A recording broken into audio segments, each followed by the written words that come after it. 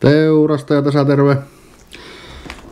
Postissa oli tullut tämmönen paketti Discmanialta ja nyt olisi tällä videolla tarkoitus tämä unboxata sitten.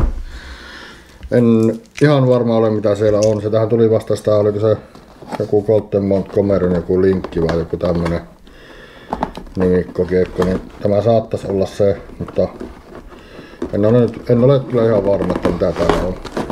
Niin, siis 100 varma en ole, mutta aika varma, että ne on niitä. Mutta lähdetään kattoo.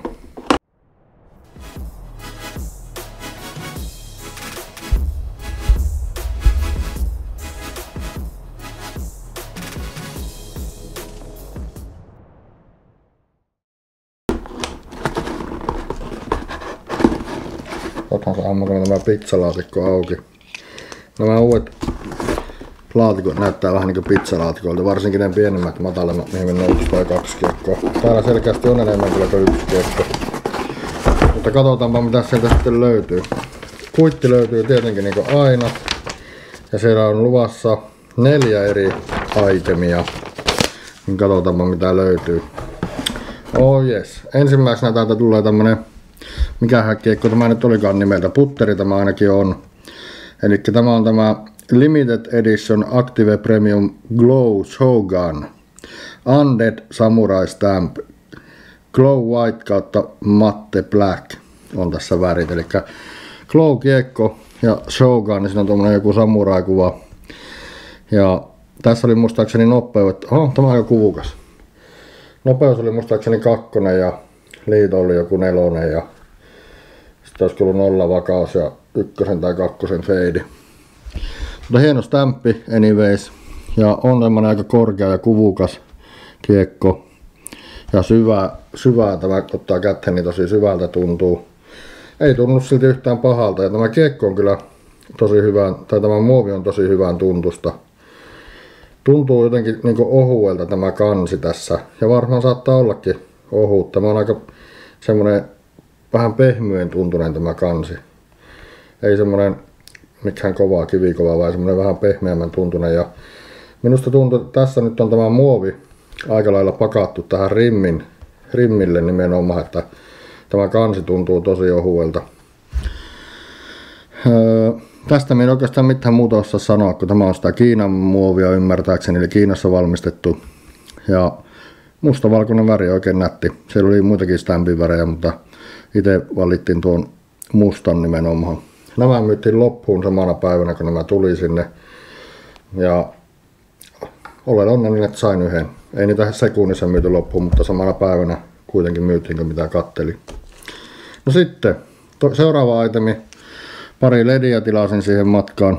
Näitä ledejä aina tarvii ja pojallekin laittanut muutaman keikon ledin. Niin. Ja sitten kun mulla on niitä ledejä vinopinoa kyllä, mutta kun niistä näihin ei pysty vaihtamaan paristoa, niin tai ehkä pystyisi, mutta mulla ei ole semmoisia työkaluja, millä mä saisin niitattua sen pariston tuohon takaisin kiinni.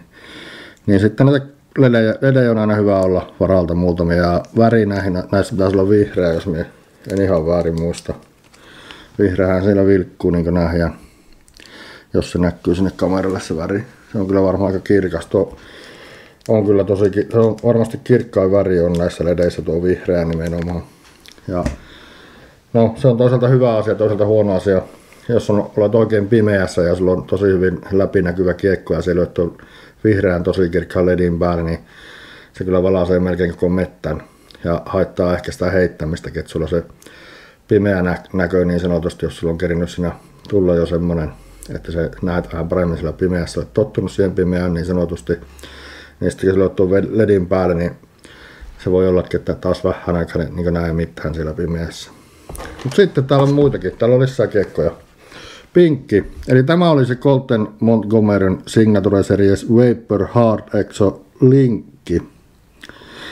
Ja tämä kiekon nimi on Arctic Fang. Eli tuttu kiekko sinällänsä on linkki. Ja näitä oli siellä hyvin saatavilla. Ja on varmaan tällä hetkelläkin, kun tätä videota kuvaan, niin edelleen saatavilla. Että näitä on tehty varmaan iso määrä. Ja ehkä nämä ei ollut niin kuuma tapaus, että nämä olisi niin äkkiä mennyt sillä tavalla kaupaksikko, että jos olisi tullut vaikka Cloudbreaker 3 myyntiin, niin ne olisi varmaan myyty loppuun Ihan sama mikä määrä niitä olisi ollut siellä stokissa. 176 grammanen ja nätti väri. Tässä oli värityksenä, oli muistaakseni semmonen, no tämä oli pinkki. Ja siinä näkyy tommonen, tämmöset swirlyt vai miksi niitä sanotaankaan. Mutta oikein hieno kiekko minun mielestä ainakin. Ja peruslinkki, paitsi sitä Vapor Hard Exo-muovia. Sitten oli tämä toinen, tässä oli tämmönen, tämä väri oli sillä tavalla erikoisempi, että se oli merkattu, että sen orange kautta yellow, eli oranssia ja keltaista sekaisin, ja sitä tästä näkee, että sitä on hyvin siinä sekaisin. Ja tämä on kyllä komean väri tässä kiekossa, minä tykkään kyllä tosi paljon. Ja tässä on kultainen stämppi, tässä taisi olla punainen tai pinkki tuo stämppi, pinkki stämppi, siinä on pinkissä kiekossa, mahtava yhdistelmä, ellei ihan täydellinen. Ja tässä on sitten kultainen stämppi. No en tiedä mikä tähän olisi parempi stämppi ollut. Olisiko se ollut punainen tai keltainen, ei ehkä ainakaan, mutta keltainen on aika lähellä kultaista jo sitten, että ihan jees. Hyvin sopii tuo kultainen stämppi tää näihin väreihin minun mielestä. Ja tietenkin karkkiahan minä sieltä tilasin, niin karkkia minä sieltä mitä sain. Nämä on näitä joulu rangereita ja tässä on kreipin maku tässä karamellissa. Nämä on muuten niin kovia, että näitäkö syöpi, niin kannattaa imeskellä ihan rauhassa, että tässä yhdessä karkissa kestää kyllä kauan aikaa. Jos tätä alkaa pureskelemaan, niin varmasti lähtee amalgaamipaikat hampaista irti. Ja sitten täällä on vielä Discmanian tämmönen Bar-stamppi-tarra. Oranssi väri, mulla ei ehkä oranssin väristä olekaan. Näitä on kertynyt jostakin syystä näitä erilaisia Discmanian tarroja tuonne kokoelmiin jonkun verran, niin tuommoista minä en muista, että mulla olisi. Sitten onkin laatikko tyhjä, niin sanottu pizzalaatikko. Panhan tämä päästä talteen, että jos tulee lähetettyä kiekkoja joillekin myytyä tai muuta vastaavaa tai arvontoihin, niin näitä laatikoita voisi uudelleen käyttää, ei tarvitse roskiin heittää.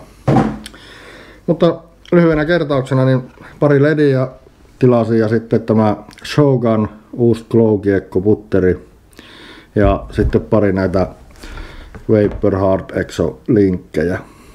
Ja sain tosiaan semmoset värit kun halusin ja nämä, mulla ei linkkiä ole tällä hetkellä ollut heitossa, niin nämä menee sitten ihan keräilypuolelle kumpikin. Ja tämäkin on ainoa kappale minkä ostin, niin tämä on myös sitten keräilykappale. Jees. Mutta hei, kiitos kun katsoit tämän videon ja hyviä heittoja sulle. Se on moro.